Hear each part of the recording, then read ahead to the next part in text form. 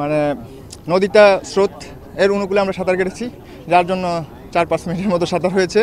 But সাইক্লিংটা খুবই enjoy করেছি, কারণ সোজা একদম রাস্তা, একপাশে সাগর একপাশে পাহাড়, খুবই চমৎকার দৃশ্য।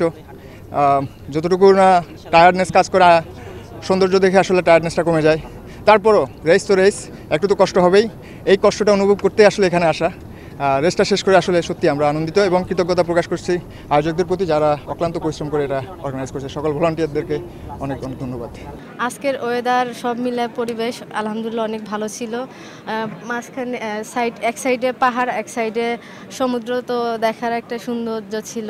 তো এটা বাংলাদেশে সেনাবাহিনী প্রথম করছে, এটা আমাদের জন্য অনেক ভালো, কারণ আমরা নিউ জেনারেশন নতুন কিছু চাই, সেটা আমাদেরকে প্ল্যাটফর্ম তৈরি করে দিচ্ছে, সেটা আমাদের জন্য অনেক ভালো।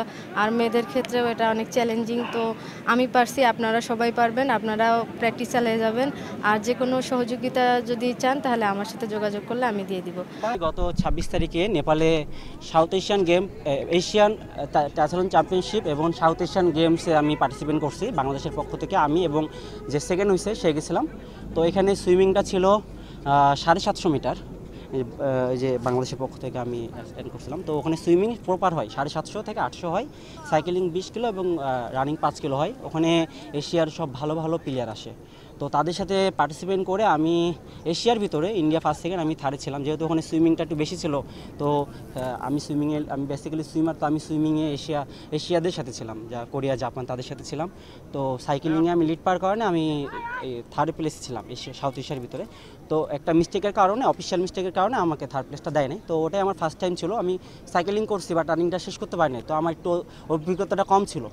তো এই অভিজ্ঞতাটা আমি এখানে রানিংয়ের মাধ্যমে শেষ করছি এবং বুঝতে পারছি যে অনেক ইন্ডোনেস দরকার এবং প্র্যাকটিস দরকার। আর বেসিক্যালি এটা সাইকেলের উপর ডিপেন্ড করে, যার যত ভালো সাইকেল, দামি সাইকেল, যেমন আরাফাত ভাই সাইকেল হচ্ছে বেস্ট অফ দ্য বেস্ট এখানে। আর আমাদেরটা হচ্ছে আমরা ধার করে আনছি, যেহেতু আমরা প্রফেশনাল না। ইনশাল্লাহ নেক্সট টাইম আমরা ভালো সাইকেল নিয়ে আসবো এবং ফাইট দিয়ে চ্যাম্পিয়ন নিয়ে ছিনিয়ে নেওয়ার চেষ্টা করবো ইনশাল্লাহ।